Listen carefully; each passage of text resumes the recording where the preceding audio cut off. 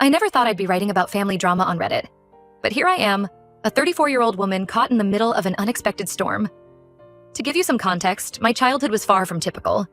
My parents divorced when I was 11, and it wasn't one of those amicable splits you sometimes hear about. It was messy, filled with arguments and tension that I couldn't escape.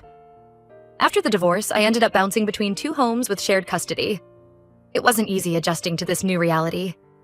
One week, I'd be at my mom's small apartment, the next at my dad's house that suddenly felt too big and empty.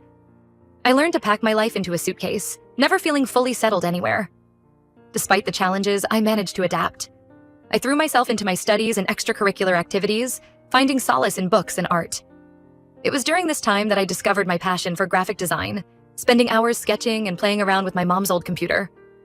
When I was 18, just as I was preparing to leave for college, my dad started dating again. He met Linda, my now stepmom, at a local art gallery. I remember him coming home that day, more animated than I'd seen him in years, talking about this amazing woman he'd met who shared his love for impressionist paintings. I was happy for him, truly. The divorce had been hard on him, and it was good to see him excited about something again. But I was also apprehensive. I was about to start a new chapter in my life, and here was my dad, potentially starting one too. Linda seemed nice enough when I met her. She was warm and tried to engage with me, asking about my college plans and my interests. But I was already mentally checking out, focused on the upcoming move to my dorm and the start of my new life. It was during one of these early meetings with Linda that I first encountered Mark, her son. He was 21 at the time, home from college for the summer. Our introduction was brief and awkward. We shook hands, exchanged pleasantries, and that was about it. There was no instant connection, no sense of newfound siblinghood. He was just a stranger, connected to me by circumstance rather than choice. Growing up as an only child, I never really understood sibling dynamics. When Linda and Mark entered our lives, I was already an adult, so we never developed that typical brother-sister bond. Mark was more like a distant relative I'd see at family gatherings than a sibling. After college, I moved into my own place and started my career.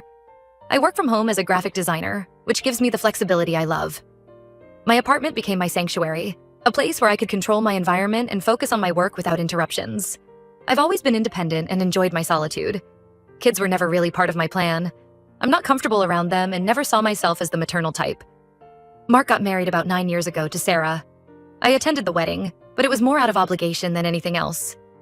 The ceremony was beautiful, held in a picturesque garden with fairy lights strung between the trees. But as I sat there, watching Mark and Sarah exchange vows, I felt like an outsider looking in on a family that wasn't quite mine. Over the years, they had 2 kids, a boy who's now 6 and a girl who's 4. I've seen them at family gatherings, but I've never been close to them. The kids are loud and energetic, always running around and demanding attention. I usually find myself retreating to a quiet corner during these events, feeling overwhelmed and out of place. Recently, Sarah had to spend a lot of time at her father's house because he was very ill. I didn't know much about the situation, just bits and pieces I'd heard from my dad during our occasional phone calls. Apparently, Sarah's father had been diagnosed with a serious illness and needed round-the-clock care. That's when Mark started showing up at my place with his kids. The first time it happened, I was in the middle of a complex design project when my doorbell rang. I opened the door to find Mark standing there with his 2 kids looking harried and stressed. "Hey, sis," he said, using a term of endearment that felt forced and unfamiliar. "I've got a work emergency, and Sarah's at her dad's. Can you watch the kids for a couple of hours?" Before I could even process what was happening, the kids were in my apartment and Mark was heading out the door, calling out a hurried thanks over his shoulder. I stood there, stunned, as the kids looked up at me with wide eyes. I had no idea what to do with them. My apartment wasn't child-proofed, and I didn't have any toys or activities to keep them occupied. I ended up putting on a cartoon on my laptop and trying to get back to work, but it was nearly impossible to concentrate with the constant chatter and movement. When Mark came back 2 hours later, I tried to talk to him about how this wasn't a good arrangement, but he was already ushering the kids out the door, promising to make it up to me sometime. I thought it was a one-time thing, but then it happened again the next day, and the next. Soon it had been a week of Mark dropping off the kids for 2 hours each day. Each time I tried to talk to him about it, but he always seemed to be in a rush, barely giving me time to say hello before he was out the door. My work was suffering. I couldn't focus with the kids around, and I was falling behind on my deadlines. I left messages for Mark, trying to explain that this wasn't a sustainable situation, but he never returned my calls. Then, yesterday, things came to a head. Mark showed up unannounced, kids in tow. Before I could even open my mouth to protest, he was hustling them through my door. He didn't even come inside, just left them there and drove off. I was furious. This wasn't a daycare, and I had never agreed to be a regular babysitter. I tried calling Mark immediately, but it went straight to voicemail. I left message after message, each one more frustrated than the last, but got no response. After an hour of trying to work while keeping an eye on two energetic kids who were clearly bored and unhappy, I decided enough was enough. I didn't have Sarah's number, but I managed to find it through some old family emails. I called her, feeling a mix of guilt and relief. When she answered, I could hear the exhaustion in her voice. I explained the situation as calmly as I could, emphasizing that while I cared about the family, I simply couldn't continue to babysit on such short notice. Sarah was quiet for a moment, then said she'd be right over. True to her word, she arrived within half an hour. As she gathered up the kids, she looked at me with an expression I couldn't quite read. Was it anger? Disappointment? Understanding? I wasn't sure. As they left, I felt a weight lift off my shoulders, but it was quickly replaced by a new worry. Had I just caused a major family rift? Was I being selfish? Should I have just sucked it up and dealt with it? I'm writing this post because I'm genuinely unsure if I did the right thing. On one hand, I feel like my boundaries were being repeatedly crossed, and I had every right to put a stop to it. On the other hand, family is supposed to help family, and I worry that I've let everyone down. My phone has been suspiciously quiet since Sarah left with the kids. I'm dreading the inevitable fallout, but I also feel like I need to stand my ground. Am I the asshole here? Should I have handled this differently? Any advice would be appreciated as I navigate this family minefield. Update 1. It's been a month since my last post, and to say a lot has happened would be an understatement. I want to thank everyone for their advice and support. It really helped me navigate the initial fallout. After Sarah took the kids, my phone exploded with calls and messages from my dad, Linda, and Mark. I ignored most of them at first, needing time to process everything. The constant buzzing of my phone was a stark contrast to the silence I'd grown accustomed to in my apartment. Each notification made my stomach churn with anxiety. Eventually, I decided to talk to Linda, thinking she might be the most reasonable. Linda and I had always had a cordial relationship. While we weren't close, she had always been kind to me, often acting as a buffer between my dad's expectations and my desire for independence. I was wrong about her being reasonable. When I finally called her back, Linda was furious. Her usually calm voice was sharp with anger as she accused me of ruining Mark's marriage. I was confused. How could my refusal to babysit cause such? A huge problem? When I pressed for more information, Linda clammed up, saying it wasn't her place to share details. The conversation left me reeling. I felt like I had stepped into some bizarre alternate reality where I was suddenly the villain in a story I didn't fully understand. The guilt and confusion were overwhelming. Frustrated and worried, I started digging. I reached out to some mutual acquaintances and pieced together what had happened. It turns out, Sarah had filed for divorce. The reason? She had discovered that Mark had been cheating on her. I was shocked. Mark, the golden child of the family? A cheater? It seemed unbelievable. In all the family gatherings, Mark and Sarah had seemed like the perfect couple. They always arrived together, matching outfits, hands intertwined. They'd share inside jokes and finish each other's sentences. It was the kind of relationship I had secretly envied, even if I'd never admit it. But as I learned more, the pieces started to fit together. Apparently, Mark hadn't been dropping the kids off at my place so he could work or run errands. He had been using that time to meet up with his affair partner at a local hotel. Sarah, who had been suspicious for a while, had done some extensive digging before filing for divorce. I thought back to all those times Mark had dropped off the kids. Had he been rushing off to meet his mistress then? Had I unknowingly been enabling his infidelity? The thought made me feel sick. My call to Sarah had been the final piece of the puzzle for her. She had assumed Mark was at work when he dropped off the kids, but my call revealed the truth. Sarah had immediately left her father's bedside and rushed over, not just to pick up the kids, but to confront Mark. I felt sick to my stomach. Without realizing it, I had been an unwitting accomplice in Mark's affair. No wonder everyone was upset with me. In their eyes, I had exposed the family's dirty secret. But the more I thought about it, the angrier I became. Why was I being blamed for Mark's infidelity? Why was everyone more concerned about keeping his secret than about the pain he had caused Sarah and the kids? I decided to confront Mark directly. I called him, demanding an explanation.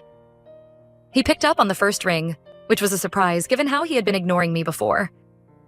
Mark's voice was a mix of anger and desperation. He accused me of meddling in things that weren't my business. He said I should have just watched the kids without question, that family was supposed to help family, no questions asked. I was furious. I reminded him that he had never actually asked for my help. he had just assumed and taken advantage. I told him that his actions were his own, and he had no right to blame me for the consequences. The conversation quickly devolved into a shouting match. Mark called me selfish and uncaring. I called him a cheater and a coward. We both said things we probably shouldn't have, dredging up old resentments and grievances. By the time I hung up, I was shaking with anger and frustration. I felt like I had been unfairly cast as the villain in a story where I was, at worst, a bit player.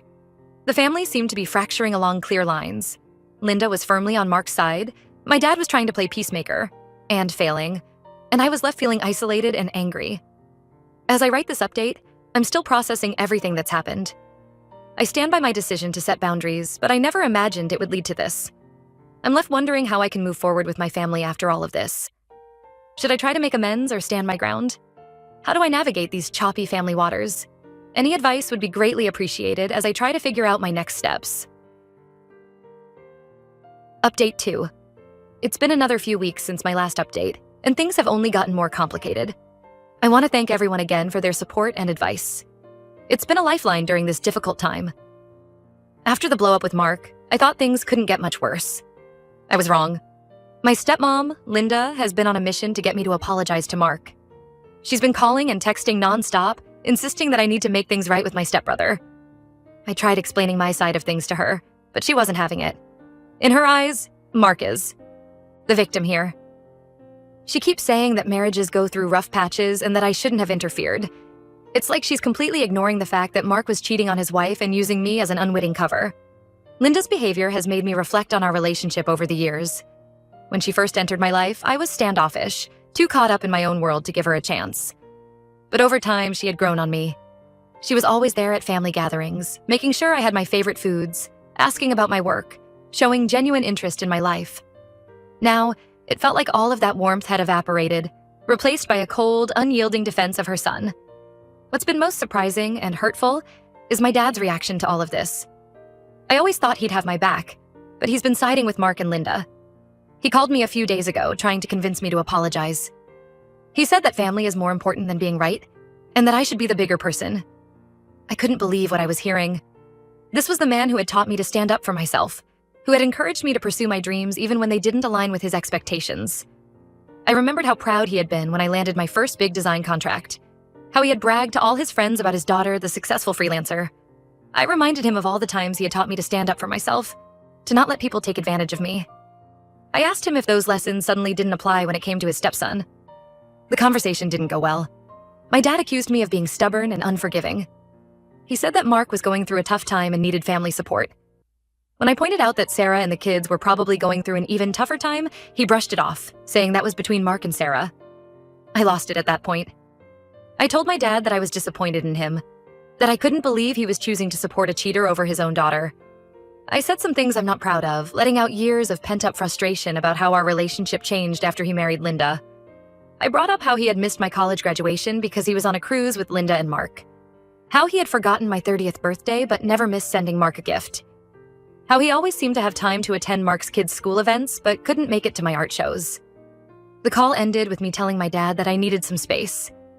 I said I wouldn't be in contact for a while, that I needed time to think about whether I wanted to be part of a family that valued keeping up appearances over doing what's right. It's been radio silence since then. No calls, no texts, no emails. Part of me is relieved to have some peace, but another part is hurt and angry that no one has reached out to see how I'm doing. I've been thinking a lot about family and what it means. Is it really family if they only support you when you're doing what they want? Am I wrong for wanting to stand by my principles? I find myself looking at old family photos, trying to pinpoint when things changed. There's one from my high school graduation. My dad's arm around me, both of us beaming at the camera. Another from the day I moved into my first apartment. Dad helping me carry boxes, looking proud and a little sad. Then the photos start to change. More of Mark and his family, fewer of me. Was I the one who pulled away? Or was I pushed? As I write this, I'm still unsure about what the future holds for my relationship with my family. I know I don't want to apologize for something that wasn't my fault, but I also don't want to lose my family completely.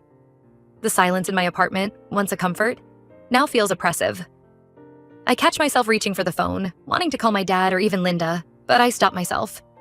I'm not ready to give in, not ready to pretend everything is okay when it's so clearly not. I'm left wondering how to move forward. Do I reach out and try to mend fences? Do I stand firm and wait for them to come around? Or do I accept that sometimes family isn't defined by blood or marriage, but by the people who truly support and understand you? Any thoughts or advice would be greatly appreciated as I navigate this new, uncertain territory.